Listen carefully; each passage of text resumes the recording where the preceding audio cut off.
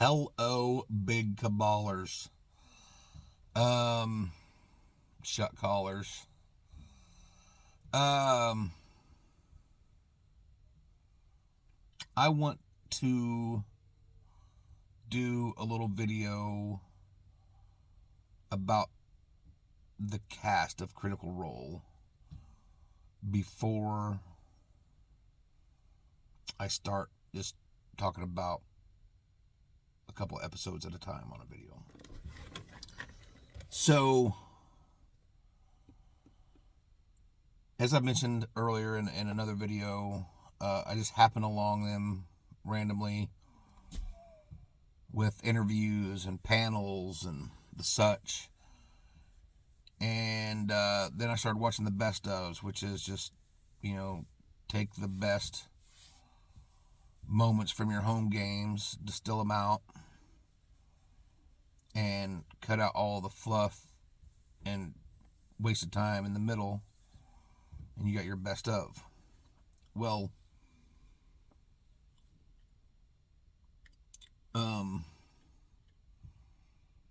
I thought that's what I would always like, was just the best of stuff and the personal stuff about the cast. But turns out I do like the stuff in the middle for the most part. I mean, sometimes it gets a little long-winded on some things, and the narrative doesn't advance as quickly as you might like on any given episode. But I mean, that's happening. It's real. It's real time. It's role play. But for the most part, they do great, especially considering it's filmed. I mean, even just sitting here doing these things is not particularly easy, and they're doing it to make an entertaining show.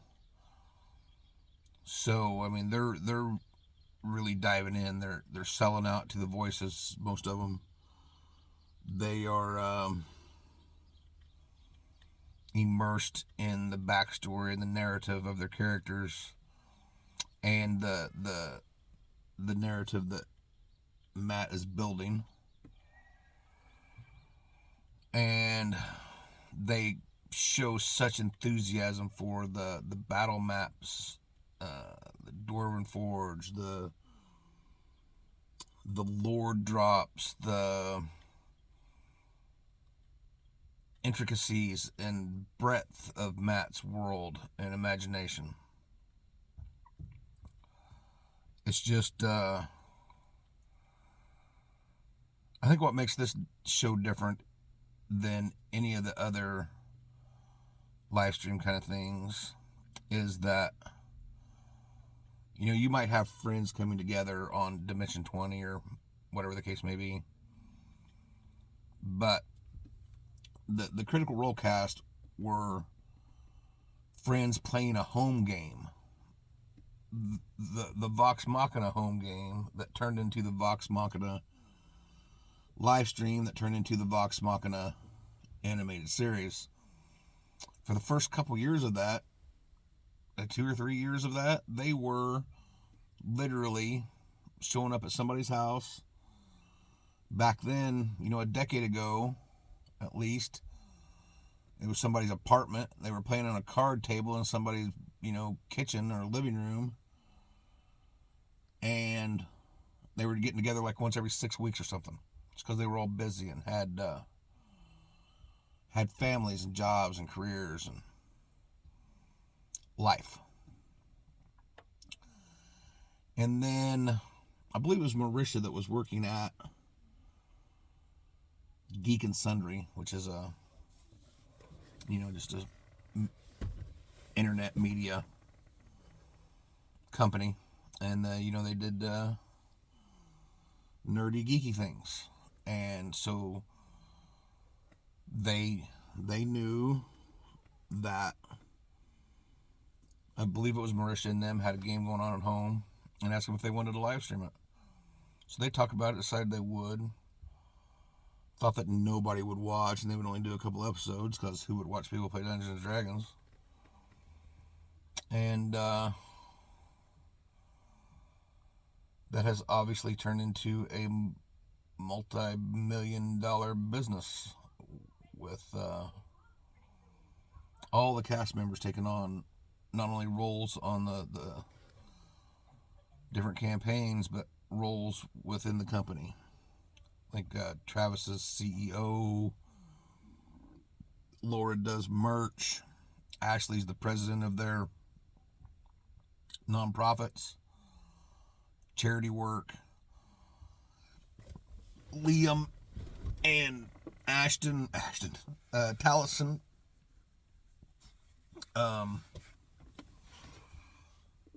do like the coffee table books and comic books and stuff like that. Sam is he writes the songs for the intros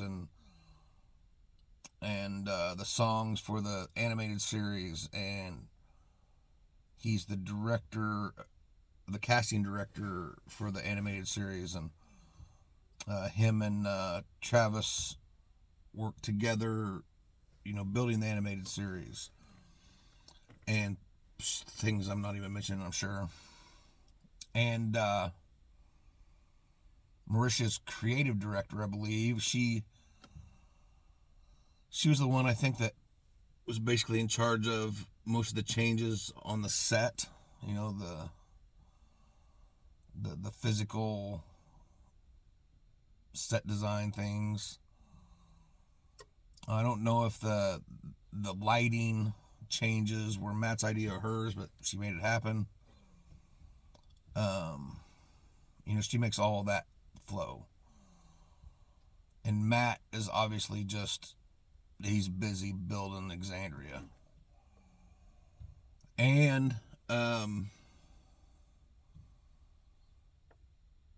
co-oping sort of with Wizards of the Coast for Exandria adventure books, called The Netherdeep. I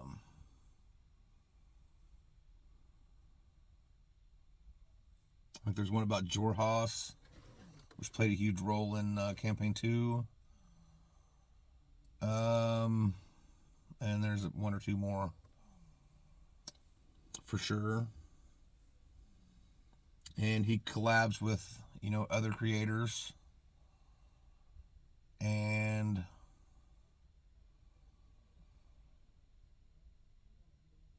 it's just amazing. One of the most, so there's carryover from Critical Role into other things.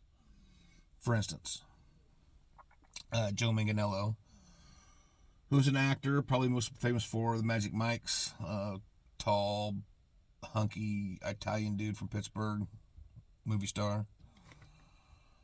Is married to Sofia Vergara, the in Modern Family. She plays Al Bundy's wife.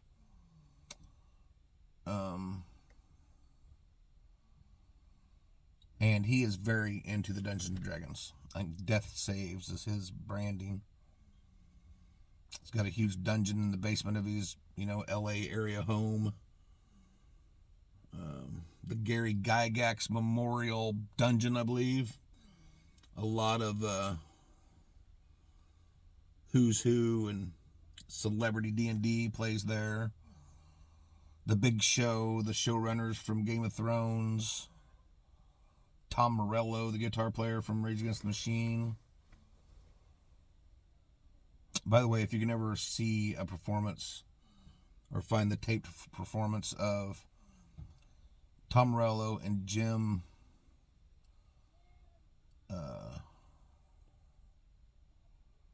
James? Holy cow. The lead singer from My Morning Jacket out of Louisville. They play the Ballad of Old Tom Joad, the Bruce Springsteen song, at a like a Lifetime Achievement Award thing for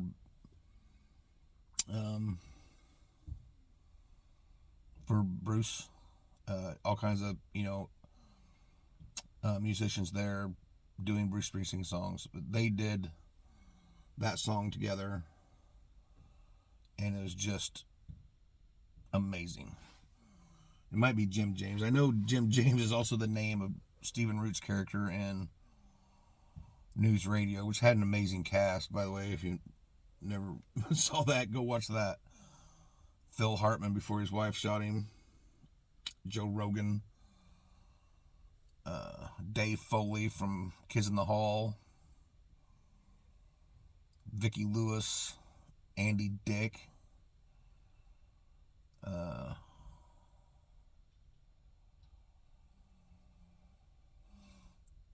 Maura Tierney. Candy Alexander for a couple seasons. And they had some good guest stars too. One was 3 guest stars came in. It was Bob Odenkirk, David Cross, and Brian Posehn. It's just great when you get talent like that onto a sitcom in the 90s. But I digress.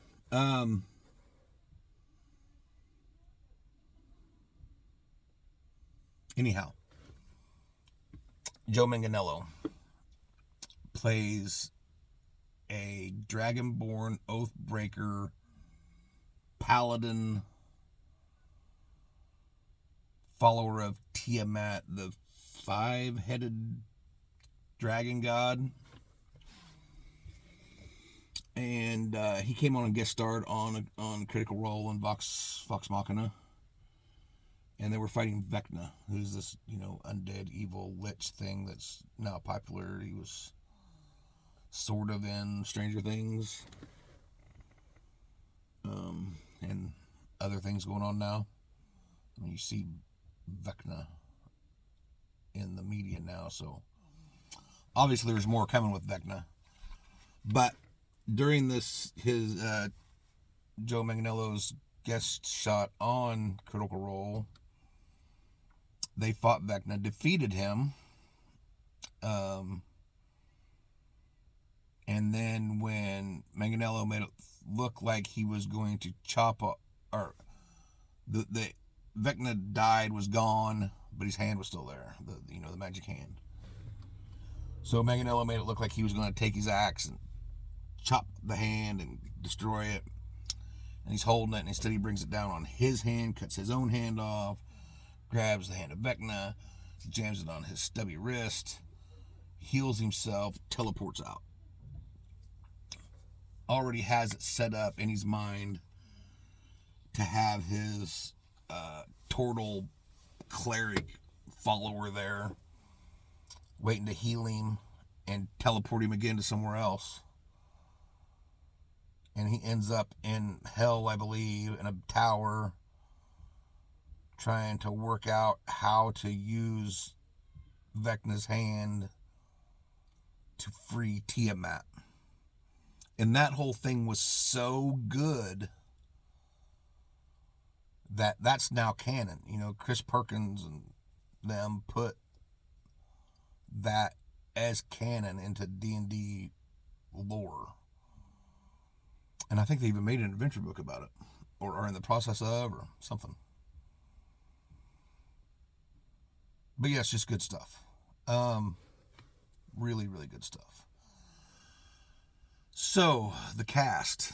And let's start with Matt. Everybody always talks about the cast, and obviously Matt gets all the love. Not all the love. A lot of love. Plenty of love. His share of love. People asking questions at panels and stuff like that. He probably gets a lot, and I'm sure that's managed to make it look like he's like other people's getting as much as he is. But he's of course very humble and blah blah blah. But let's start with him anyhow. Played D&D forever and other role-playing games. Has been a dungeon master for decades. and has spent a lot of time just building worlds and being creative and using his voice actor skills to voice all these NPCs that he makes. And some of them just become iconic. The Pumat Souls, Prime and the Tribe, Victor,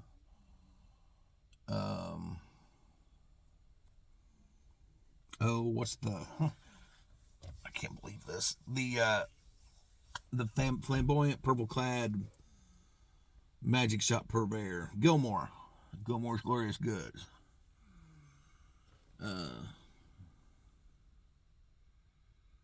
The Hag, that Laura Tricks, the Briarwoods, and he voiced all of those and keeps them all straight, and 1,000 more besides that.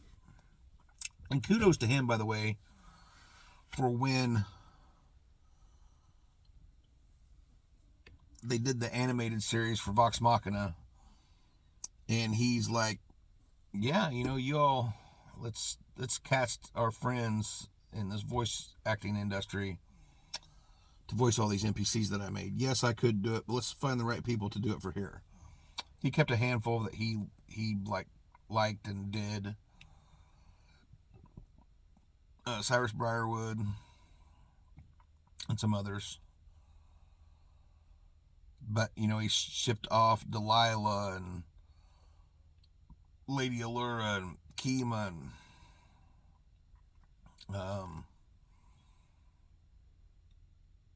the entirety of the Tal'Dorei Council, and the people they got in for that was just amazing. David Tennant, Stephanie Beatriz, the lady who I apologize, I can't never remember her name, who voiced Lady Allura, who was in Game of Thrones. I'm sorry, I can't remember your name right now. You deserve much better. Dom Monahan was in it. Just amazing. Stephen Root, the aforementioned Stephen Root.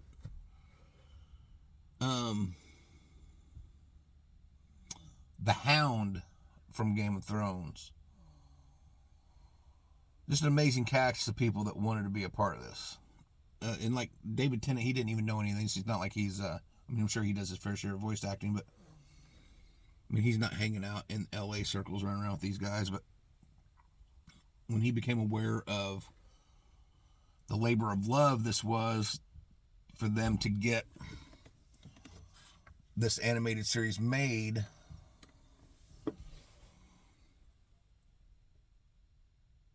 which, by the way, they did through a Kickstarter. They said, hey, we'll give 45 days. Let's see if we can get the critters together and make, I think it was $3 million or something. They wanted to do one 20-minute animated special. And they had crushed that $3 million goal in the first day. Started adding stretch goals and eventually made almost $10 million and turned that 120-minute episode into a season of the Vox Machina animated series that they produced themselves, and then at some point during that production sold to Amazon, who then bought season 2 sight unseen, which they ended up completing season 1 and season 2 production-wise all at once, I believe. Season 2 is getting ready to drop probably in January, I'm guessing. And Amazon's already bought season 3, which they're probably working on already. The animators and whatnot, storyboards, the stuff. So that's super awesome. And so, that's changed, some of these people from voice actors who were, making a living. But, cost of living is pretty high out there, so I'm sure they weren't getting rich. who were playing a little D&D game once a week to by golly entrepreneurs. Has anyone ever noticed that that word sounds an awful lot like manure? Probably not the only similarity if you look close enough in some cases. But yeah, now they're serious players making moves, and I don't know how this has affected them in their day-to-day lives, but just from their interactions with each other on a weekly basis, I don't see where it's changed them a whole lot. Thusly, like I say, I don't see them behind closed doors, but as far as their public-facing job goes, they're handling it, which is great. Like I said, I fell in love with them, which is why I like the whole thing. I love that fantasy is making a comeback. I mean, obviously that's didn't start yesterday, but the Vox Machina animated series, the new Lord of the Rings, the Wheel of Time, the Game of Thrones, and now the new Game of Thrones, which is not Game of Thrones. What is it?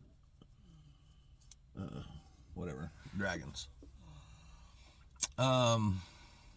Which I didn't even know that I was a dragon kind of dude until it was time for my ranger to level up and choose his subclass.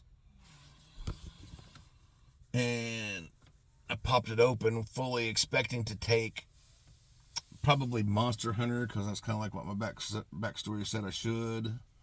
Although I really liked the Fey Wanderer. But then all of a sudden I saw Drake Warden. And I was familiar with the Fitzban's Treasury of Dragons, but I hadn't really looked at it. So that popped up. I was like, I can ride a dragon? Looked at it and thought, okay, well this is kind of enhanced Beastmaster with a dragon instead of a bear. And yes, if this campaign stretches far enough, I will be able to ride my dragon. Just like them they're Targaryens. Or the Beastmasters of Kryn, or whatever they were. Now I can ride my dragon as soon as it levels up once or twice and it becomes a medium size, or maybe a large creature. I can ride it like a steed on the ground, and while it does have a flying speed, it is not strong enough to fly me and it yet.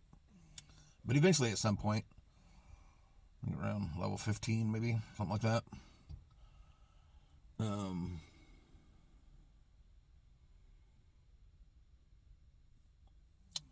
I can ride my dragon while it's flying around. My dragon's name is Erlene. My ranger is a hillbilly. His name's Briar. If I could get the fellows that play with me to do voices, he'd be totally a hillbilly voice. How big a boy are you? Yeah, done seen one of them monsters over yonder. We got to. Let's cook some vessels, drink some corn squeezins.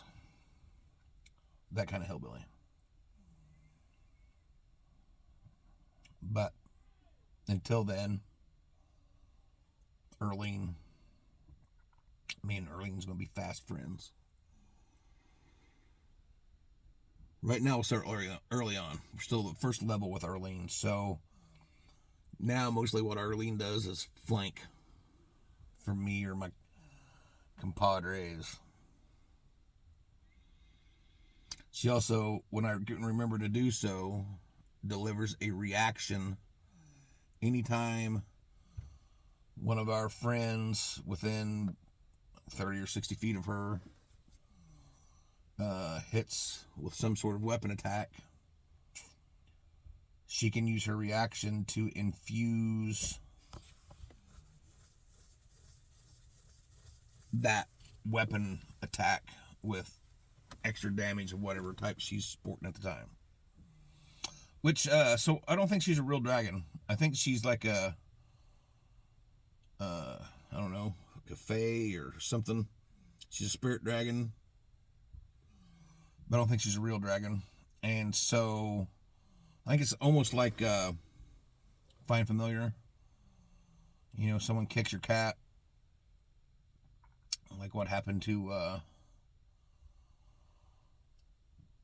Caleb's cat's name. What was Caleb's cat's name?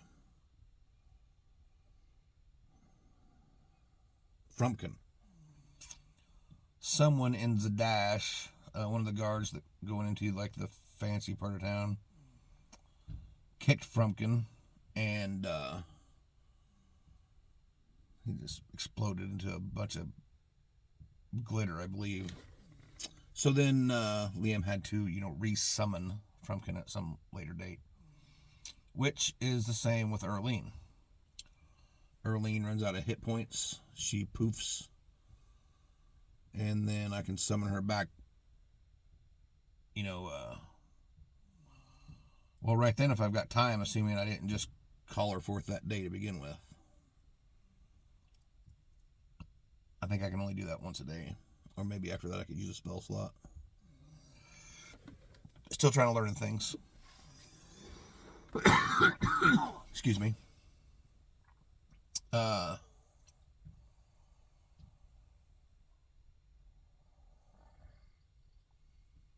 I fell in love with the people.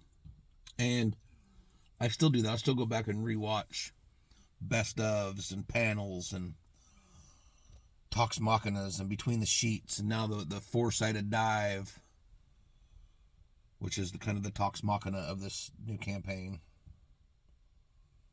Sans, Brian W. Foster, which they never really talked about that. Just company speak for most of it, and nothing. Just like when Orion was gone. Which is fine. It's their business. They do what they like. And Brian never much talked about it. He hinted at it a couple times on his social media things. He's got several platforms. But the big thing is that he's married to Ashley, right? And that's got to put her in a tough position because there was some decision, for whatever reason, analytics pissed somebody off. Something happened, and Brian W. Foster isn't a part of the thing anymore. And he used to travel with him and like introduce him at panels, and he's really funny. But I can see where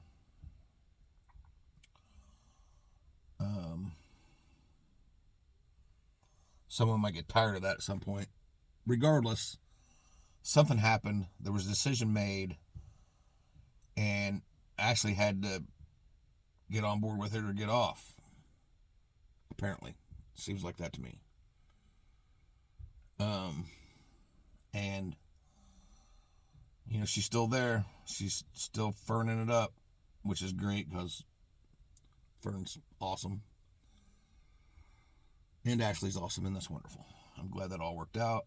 Sorry it didn't work out for Brian. How you doing? Keep it moving. Shout out to Pat McAfee.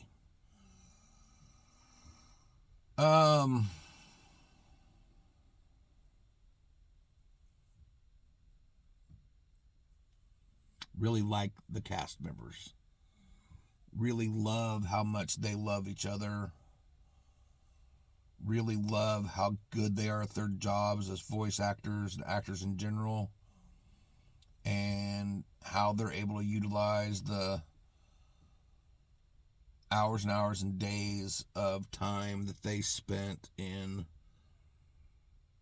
improv workshops and such, theater classes in high school and college, whatever the case may be, it's worked out to something that is magical for me. And obviously, at least one or two other people out there feel the same way as I do. Now, I wouldn't say that I'm an obsessed critter per se, but I do enjoy the campaigns. I do enjoy the cast. I do enjoy all of the things about what they're doing. Ultimately, I think that one of the big reasons that I like it so much is because I think it forwards the cause of more high fantasy in media, be it movies like the coming Dungeons and Dragons movie with Chris Pine, and I think Michelle Rodriguez is in it. And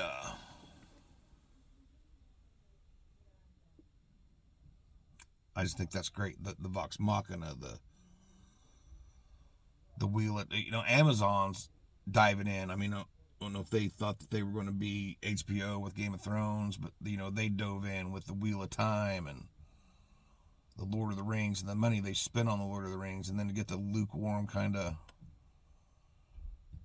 reception it got, which, I mean, it was the second ranked streaming movie throughout or the streaming stuff throughout its time. But it's got a lot of critical review about losing the narrative and big swatches of time wasted not moving forward the plot lines and plot holes, and the fact that they've changed some timelines around, put people together that was never together in the original Tolkien writing. I don't care about any of that. You take creative license as you will. You know what you want to do and how the best way to get there and what you're able to do. Like, so I know that when they bought Amazon, when they bought the rights to whatever it is, the Unfinished Tales or whatever they have, they did not get the Silmarillion. So some of the things that they need to put into this narrative, they had to juggle around and make some things happen kind of concurrently that didn't happen concurrently in the original writings. I'm okay with all of that. I don't care about that. I'm highly entertained. It's good production value. It's amazing production value. And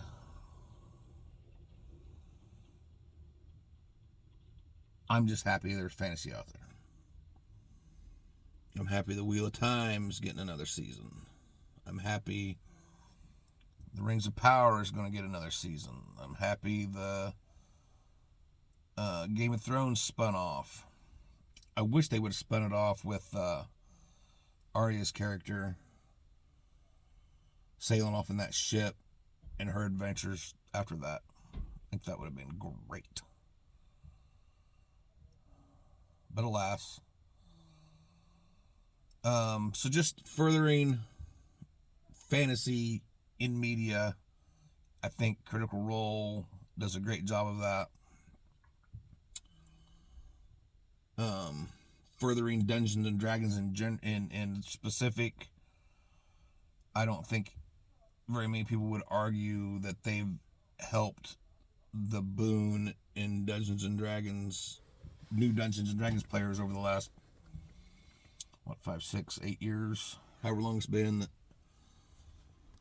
the the surge in new players and Dungeons and Dragons being cool again, or cool for the first time ever.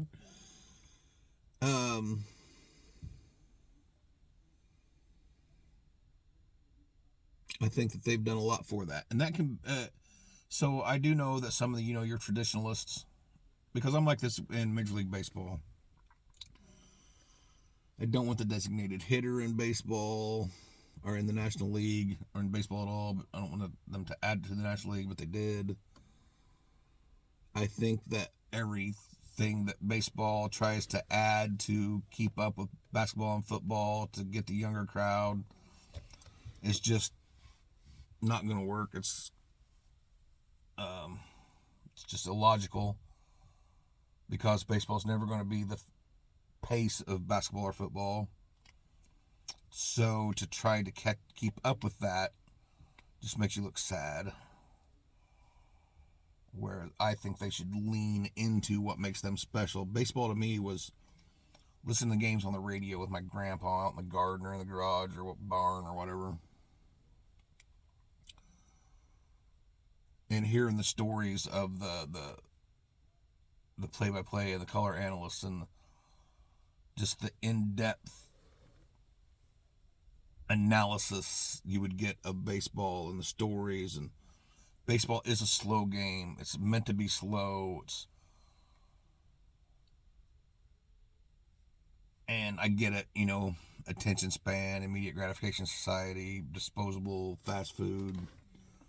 Don't want to sit around for a 3-hour basketball game or a 3-hour baseball game. But you sit around for a 3-hour football game, which I think is pretty slow too. Just when it's going, it's going. But if you go to a football game, there's vast amount of times you're just sitting there twiddling your thumbs. Obviously, when things are happening, there's no better place to be for that kind of juice than a sporting event where the crowd is electric and going wild.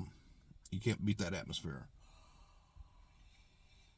I mean, college football stadium in the SEC or Michigan or Ohio State or whatever with 100,000 fans in the stands just going nuts, and that many people out in the parking lot still drinking and eating barbecue or whatever. It's just craziness.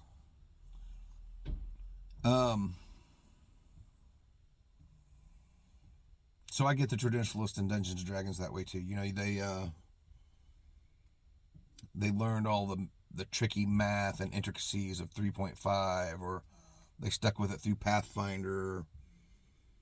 They've been in it since AD&D in the 80s like me and didn't take the hiatus that I did, and they love it for the complexity and the beauty of how things have all worked together throughout the different editions.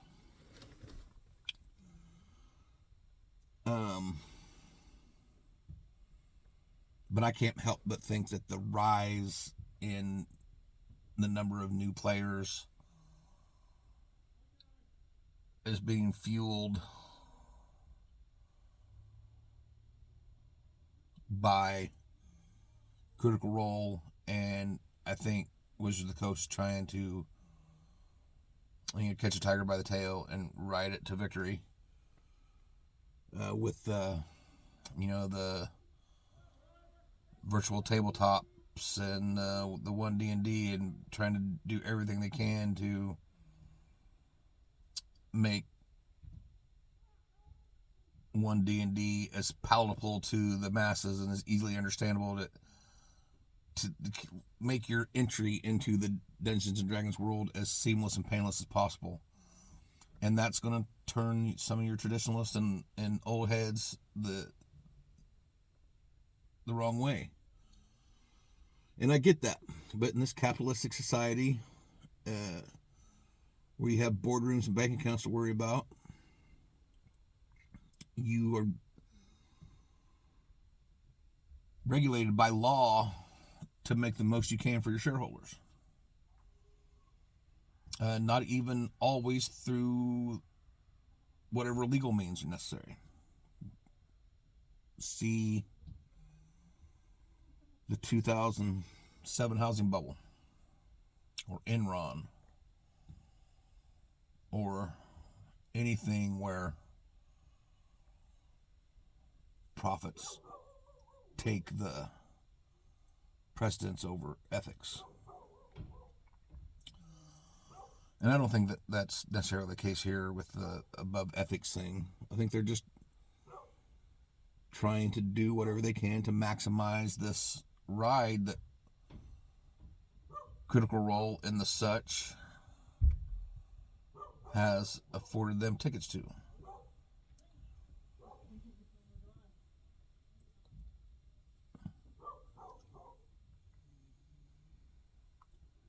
Um,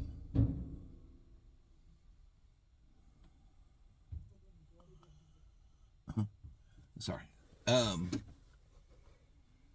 So that's all well and good, and I think that Critical Role has played a role in that, and I think the reason for that isn't just the live streaming the somebody's D&D game, because there's a lot of that out there now, a lot of people doing that, and I watch a lot of them, not religiously, but I've watched some where it's been me and 3 other people watching the live stream, and these people have decent production value, and they've bought all of the proper microphones and cameras, and they've got Dwarven Forge, and everything looks good, and their templates are good, all the portraits and the melds together well with the battle map, and everything's going well, and there's me and 2 other people watching live, and that's great. Obviously, we've been making these videos for a couple months now, however long, started in July, I believe, and we've got 113 subscribers, or last time I looked anyway, and in the whole scheme of things, 113 subscribers is nothing compared to the millions that some have. But even that 113 for us is amazing, because about 100 of those are people we don't even know. It could be from anywhere in the world, who have randomly come across one of our videos, got enough value from it to hit the subscribe button because they want to see them as they come along. Do you realize how crazy that is? But the point is, we kind of aspire to do a live stream at some point, and there'll probably just be a couple people watching us. And there's a lot of things that go into that make Critical Role the reasons why Critical Role have millions of critters, and these other channels don't, other live streams don't. Well, one, their skill set, they're trained actors, they're experienced voice actors, they're trained improv artists, and they had a larger platform to start on than I. They started right at Geek and Sundry, which was already a thing. I mean, they are not as successful as Critical Role has become, but they were much larger than the 9 subscribers we had for a minute. And I to be clear, I'm not complaining about only having 113 subscribers. I'm saying that's amazing, but 113 subscribers just isn't very much to try to get anything across that you're trying to get across. But we're going to keep doing it, and hopefully that number rises and we reach more and more people, and et cetera, and so forth. But until then, we're going to keep doing what we're doing, just like those other people that are making live streams with great production value and great equipment and great Dwarven Forge and great templates and a good DM and good players, and there's 3 people watching. We do this because we love it, right? We enjoy it. We want to be creative. We want to show people the worlds we made, like Mercer's World, stuff like that. But we're not the professionals that Critical Role are, and we didn't have the platform to start that they did. Um,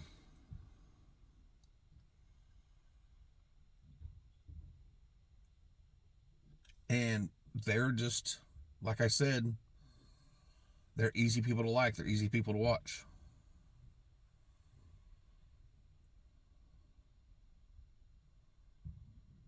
I don't know if there will ever be another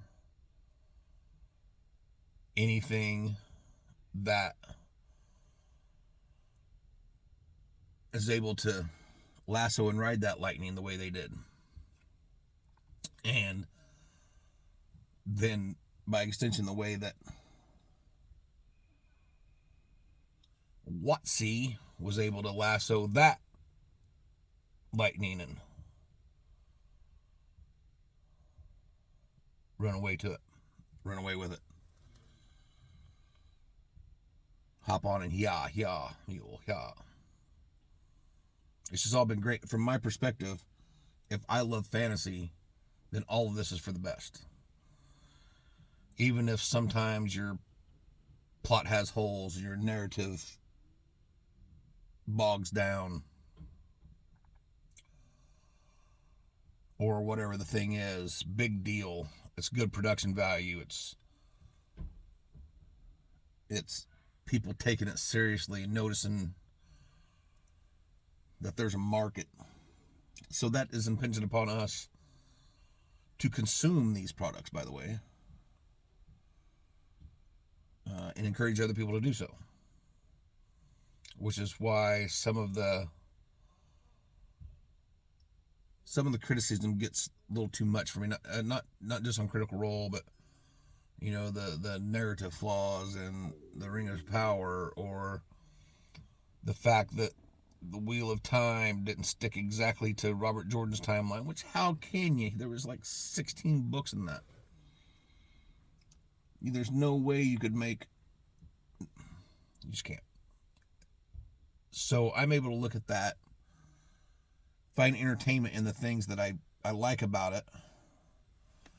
Don't get me wrong, there's things that could happen that be deal breakers for me. I can't name them off the top of my head. I don't know what they would be, but I know they're there. I just think my tolerance is a little more, because I want to be entertained by fantasy. I want there to be new fantasy created for me to consume. And I'm just happy it's there.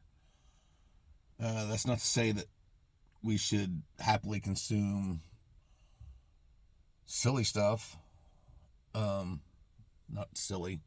Silly stuff is good sometimes. Stuff that people didn't maybe put enough time, effort, planning, money into to make it worth consuming. Rather, they just tried to half-ass it and get in on the swell of fantasy money making in the media. But if you're not gonna do your best to give me a good product, I'm not gonna overlook plot holes and boggy narratives. So, Critical Role is awesome. I am a critter, unabashedly so.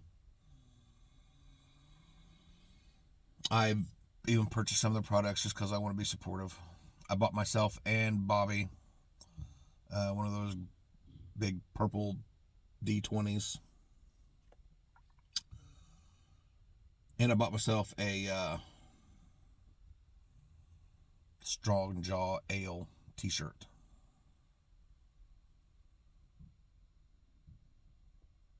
And there was a couple others that I was going to order, but they didn't quite make some of those shirts in extra Brad sized. So there's that. Um, Sometimes on these videos, rather than it being a kind of a recap of an episode or two of Campaign 3, sometimes it'll be discussions about other things in Critical Role. A decision, a narrative decision Matt made, uh, a player's narrative decision, maybe something about one of the, between the sheets, or something that got brought up on a Gen Con panel, or something that piqued something in me that I want to talk about, and then I'll get on here and ramble for, 50 minutes again. This was going to be a 20-minute video, and here we are 50 minutes in, and I ramble and lose track of myself. And if you like that, I got you, boo.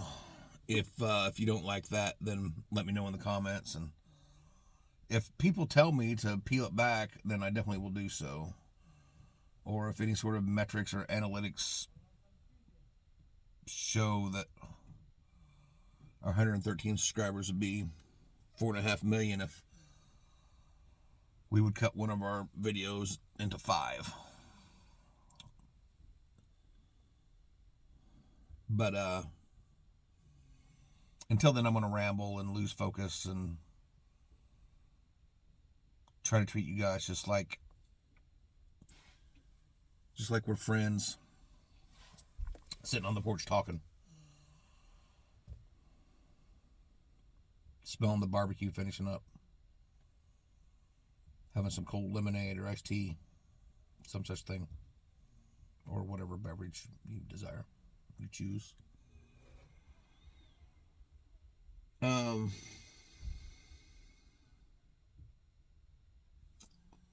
So the Critical Role content will come, I don't know about sporadically. I think you can look at that pretty regularly, once a week each perhaps. But sometimes that could take the form of episodic recaps or random thoughts, or some weeks you might get a both. It's because y'all are special and I will feed you. So there's that. Hey y'all, I'm going to do add a little addendum to the video I did earlier. First of all, Queen Tran, Sam's wife, is a cinematographer. I don't know if that's different than a director of photography or not. But if it is, I want to make sure she gets her proper props. Award-winning cinematographer. And very well respected within her field, obviously. And I don't think I ever talked about Liam's characters throughout the different campaigns, and my favorite. So we got Laura's, we got Marissa's, Sam, Taliesin, Ashley. Now we're going to do Liam. That only leaves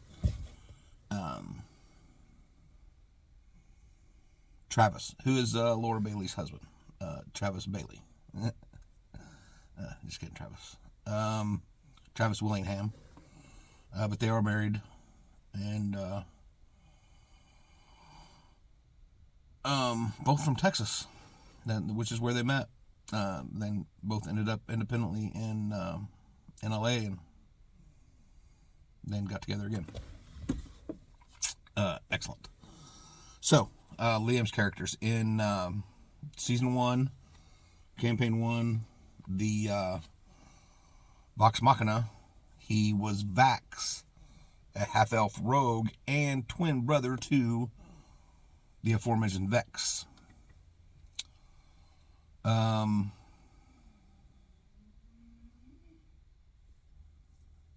that they decided to be twins because when they were working up the very first characters for the very first home game, which was just supposed to be a get together, a one time thing for Liam's birthday. Liam had played back in the day. He worked with Matt and the others, and in some respect somehow, and had always talked about doing it, and got together for his birthday. He was very excited. He and Sam were doing a podcast, All Work No Play, and this conversation is on that. I if you're interested in things Critical Role, I definitely suggest you go watch that episode of No Work No Play, or many more of them, but definitely that one. And it just talked about how that game got together and started happening, and then what became of it. And it's just great lore, not from Exandria, but just from the people. Which I've said before is the whole reason I like it so much, is because of the people.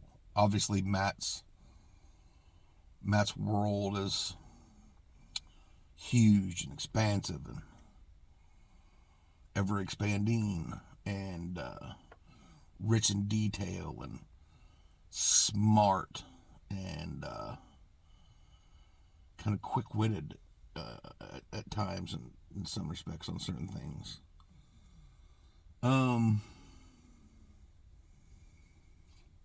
But Liam knew Laura well beforehand, and had played a lot of video games with her, where there were like RPG games, and he knew that she would want to be a half-elf rogue. So he was the first one to put it out there, what character he wanted to play, and he did that, which did indeed make Laura mad. But then they decided that they could both be half-elves and they could be twins because they, in real life, share a birthday. Which is just weird to think about. But yeah, Vax and Vex, half-elf twins. The father was an elf, mother a human. They had some daddy issues. And she was a ranger with a bow, and he was a rogue with 3 daggers. And he always kind of plays the deep, dark, brooding, sad boy kind of dude. Which, that's lean into it, biggin. So, Vax in the first one. Second campaign, the Mighty Nine, he was Caleb Widogast, who was a human wizard who had some terrible backstory. He was very smart and had a lot of aptitude, and was taken to a very well-respected place of higher learning to learn how to become a wizard in service to the Dendalian Empire. But the fella Trent Ickathon, who was training him, and 2 of his friends that he met there because of the same reason, they were very smart and very high in aptitude with wizardy things, and he's kind of training them as magical special forces, almost, for the Cerberus Assembly, who in turn owes allegiance to the Dwendalian Empire. Excuse me. Well, one of the big tests of that whole thing, where Trent Ickathon, it's a Ickathon, but he's icky.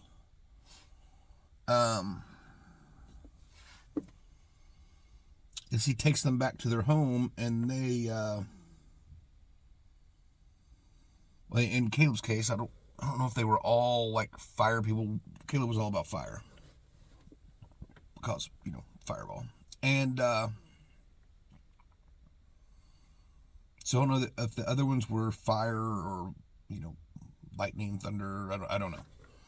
But regardless, they had to go back and kill their parents, which they did. Um,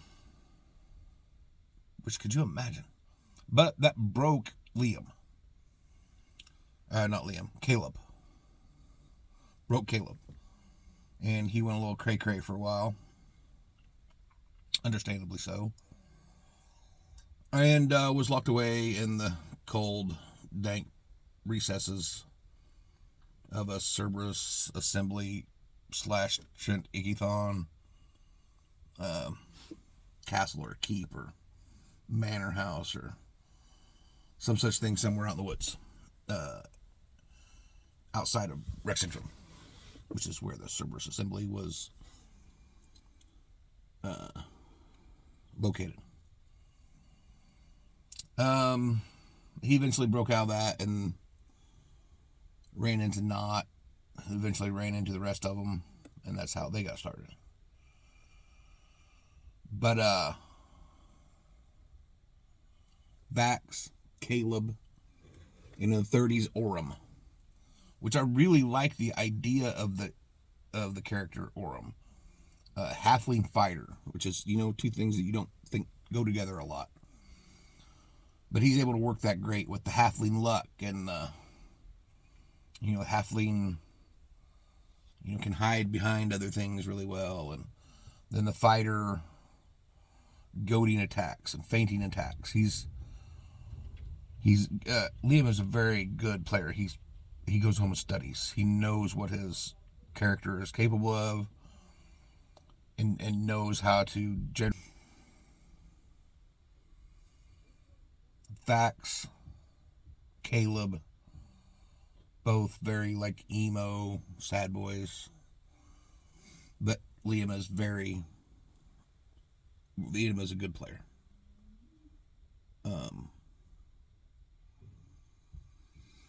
He puts in the time and the work. And in the third campaign, he's Orem, and the halfling and fighter go very well together. He makes them go well together, I guess. Anything goes well together, I suppose, if you do it right. And I really like the idea of it. But again, Liam's kind of just sad boy. His husband was killed in the attack on the Ashari, and it just seems like that's the kind of character that Liam gravitates towards is the emo guy, which is great. That's great to have in a party narratively. But with the halfling especially, maybe it's just bias, but when I think of halflings, I think of jolliness, happiness, playfulness, and I don't. Obviously, if there were a halfling society, there would be all kinds. The world takes all kinds. Obviously, not every halfling would be the happy-go-lucky Merry and Pippin characters from Bilbo's 11th birthday party. Hobbits, halflings. Obviously, there would be Liam halflings. But just for my personal tastes, I would have really liked to seen him. By the way, Caleb is my favorite character of his, and one of my favorite characters throughout all the campaigns and all the cast members. So it's not like I don't like the emo thing, and Ian does it very well. Liam does it very well. Um, but just this halfling fighter, I would have loved just to seen not as deep in his feels all the time, just out there having a little bit of fun. But obviously, it's somber and stern, and every decision Liam makes is made for a good reason because, like I said, he's put in the time. So his home was attacked. His people he was supposed to be guarding died. His husband died. Now he's out here looking for answers, and it is a very stern mission, and should be taken very seriously. And that's a decision that Liam made, and I respect that. I just and not only that, but the backstory that Liam worked is great for this campaign. So it's not even like I would have him change his backstory to so it wasn't as sour or dour and sad. But I don't know. I just wish I want to see Liam play a happy-go-lucky guy sometime, and I think Orem would have been, or at least maybe perhaps not Orem, but a halfling would be great for that. Um, and like I said before, we're gonna wait on Travis um, at Willing Bam until we've introduced all of his characters from campaign 3. Spoilers. Sir Bertrand Bell didn't last very long, which in some ways is a shame because, like I said earlier, I enjoyed Sir Bertrand, um, but the character that Travis played after that, I enjoy very, very much. This is my favorite Travis character. So to that end, a recap. Laura Jester from Campaign 2. Marisha Lodna from Campaign 3. Sam Scanlon, Campaign 1. Callison Caduceus, Campaign 2. Ashley. Oh, I don't know if I already say this. So I know I talked about Ashley's Pike and her goth barbarian in Campaign 2 and the druid fawn that she is now in Campaign 3 from the Feywild. But this one is my favorite. I don't know if I said that. The Feywild Fern fawn is my favorite Ashley character. And she's just delightful. She's very sweet, but she will also pick your pocket and just say the most outlandish things and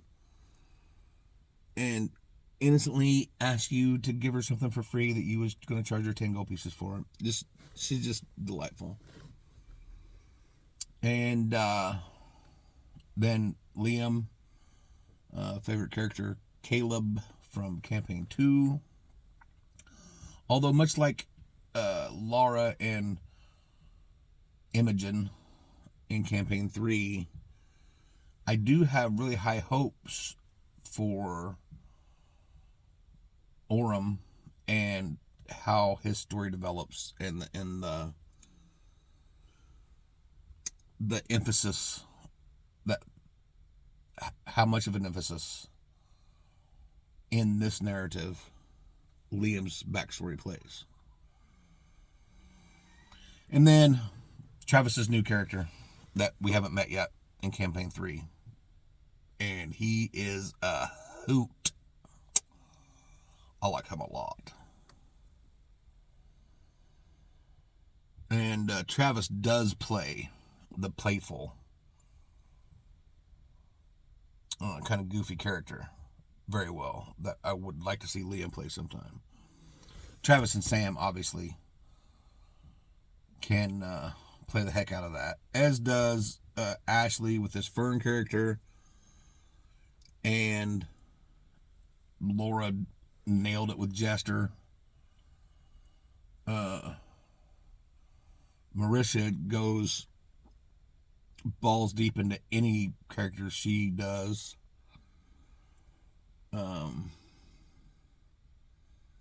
And Laudna's got a little bit of playful in her. Bo didn't have a lot of playful. Bo was pretty stern.